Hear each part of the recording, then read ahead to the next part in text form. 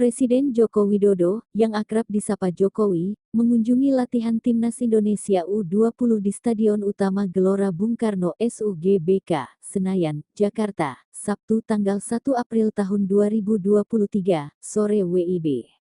Jokowi hadir di SUGBK sekitar pukul 15.30 waktu Indonesia Barat. Ia didampingi oleh Kapolri Jenderal Listio Sigit Prabowo, Menteri BUMN sekaligus Ketua Umum PSSI Erick Thohir, dan Wakil Ketua Umum PSSI Zainuddin Amali.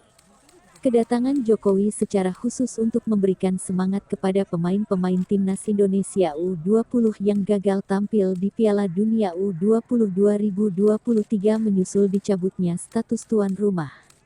Setibanya di SUGBK, Jokowi langsung berbincang dengan pelatih Shin Tae-yong. "Saya datang ke sini untuk memberikan semangat kepada para pemain Timnas Indonesia U20 agar tidak larut dalam kesedihan," kata Jokowi selepas melakukan pertemuan. Diberitakan sebelumnya pihak FIFA mencabut status tuan rumah Indonesia sebagai tuan rumah Piala Dunia U20 2023, Rabu tanggal 29 Maret tahun 2023. FIFA mencabut status Indonesia dengan alasan situasi terkini. Tidak dijelaskan secara detail. Namun, diduga karena adanya banyak penolakan terhadap Timnas Israel sebagai peserta Piala Dunia U20 2023. Ya, sore hari ini saya hadir di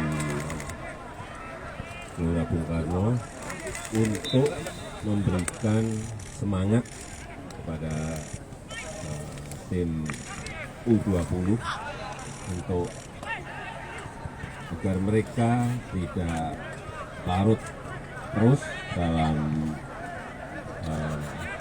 kekecewaan dan kesedihan. Dan tadi saya sampaikan bahwa ke depan kita ingin memiliki tim yang dibangun sejak awal secara terus-menerus berkepanjangan sehingga kita bisa mendapatkan sebuah tim nasional yang betul-betul siap. Karena kayak U20 ini karena masih muda, masih memiliki banyak kesempatan. Bisa nanti main di SEA Games, bisa main di Asian Games, bisa main di AFF, masih bisa main di Olimpiade 24, kesempatan itu masih panjang sehingga tadi saya sampaikan kepada mereka jangan patah semangat. Ya, itu.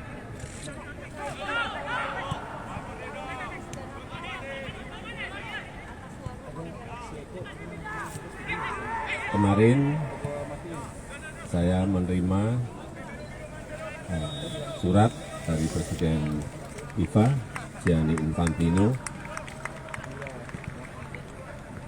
dan saya sudah memerintahkan kepada Ketua Umum PSSI untuk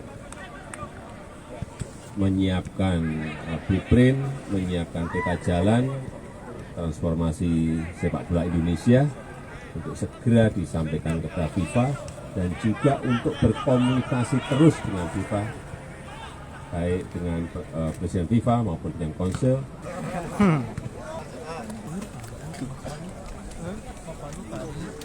Presiden tidak mau kita terkucilkan dari peta persepak bolaan dunia. Saya tentu akan berusaha keras memastikan transformasi sepak bola Indonesia ini terjadi, bukan wacana, tapi benar-benar terjadi. Dan saya juga akan bekerja keras untuk kembali bernegosiasi kepada FIFA untuk menghindari sanksi yang bisa terjadi.